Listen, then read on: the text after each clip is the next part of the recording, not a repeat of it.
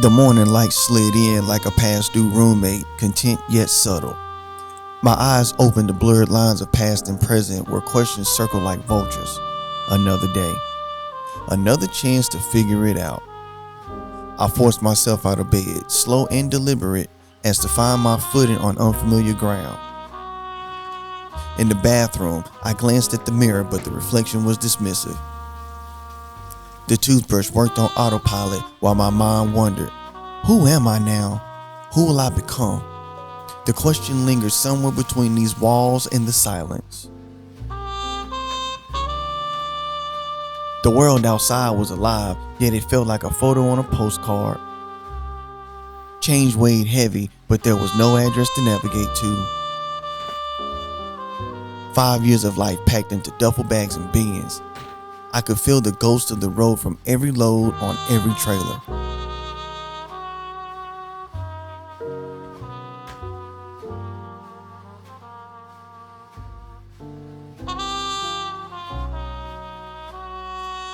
As I proceeded to unpack every garment and cast aside the remains of my grind, I sensed a change in the atmosphere. She bounded in, all light and full of love, my wife.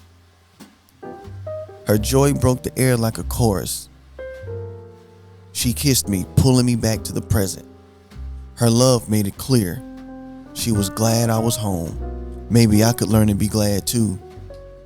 That night, the glow of YouTube thumbnails painted my face as I scrolled, searching for the answers and algorithms. My oldest son strolled in, asking one of his favorite questions.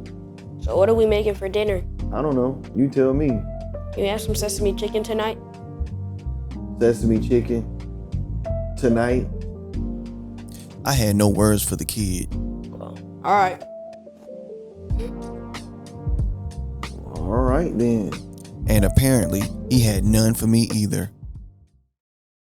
The next morning, I wandered into the garage. My bike sat there, silent and waiting, a tangible timestamp of past rides and forgotten roads. I climbed on, gripping the handlebars, imagining the rush of the wind. I could do motovlogging again. With the sound of creaking from the door, the baby boy appeared. So are you gonna ride that thing or let it collect more dust? I had words for this kid, but he wouldn't look me in my eyes as he held back his slab before closing the door. Okay, why now?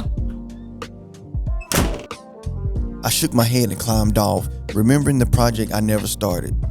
The desk I'd been needing to build for months. Why not build it now? With so many questions swirling, I heard clearly that this was the start to my answer.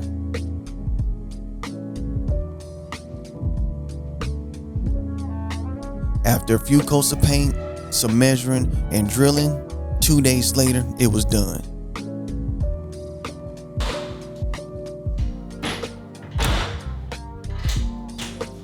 The help from my wife and oldest son was everything to me.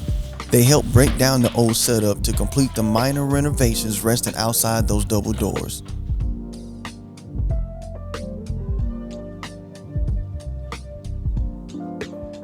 But my appreciation went unwarranted. Oh my gosh. Staring at the chaos, I shook my head. Papers, tools, and random bits cluttered my fresh start. This is not how I live. The desk carried the hoarding of the Connecting 48 and failed desk items.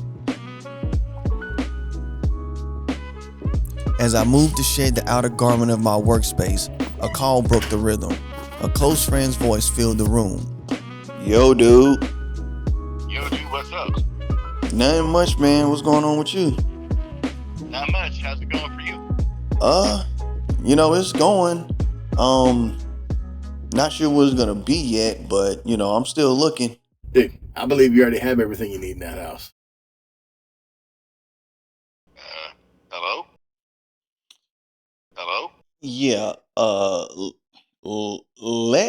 let me call you back. Okay.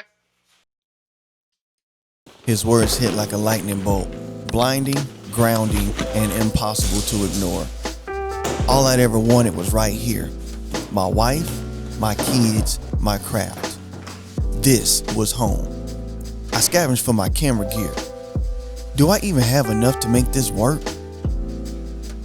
Then I remembered something.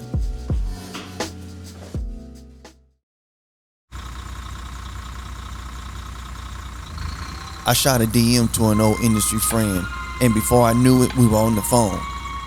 That conversation led to a meeting, and the meeting turned into an opportunity. As I drove, I felt like I could finally see some light at the end of the tunnel. A sense of peace carried me through that morning too. I made my arrival at the meeting place, a studio for content creators. As I prepared to sit with the owner, I was met with words that came as a surprise as I told my homeboy, all I want to do is edit. Good thing I know how to shoot. Nah, I don't need no editor, but can you shoot though? I mean, as long as it's not pictures, I can shoot anything. Listen, the only advice I can give you is find your spot and claim it. That's it. That's simple. Weeks passed and I stayed in the grind, editing, learning, building. The work felt rusty but right, like stretching muscles I hadn't used in years. Months were caught in the wind like leaves in the fall. Then my phone rang with something I didn't expect.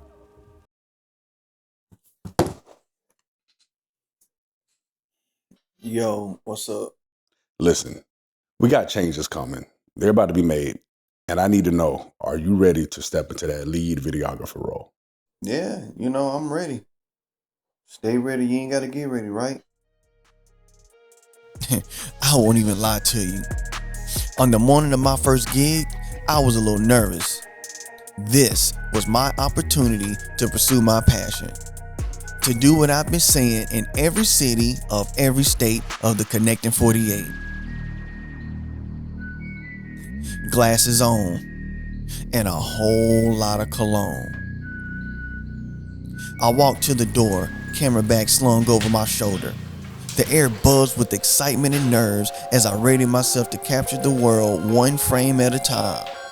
I told myself, I'm not 100% sure what's ahead, but I'm going to enjoy every single moment of it.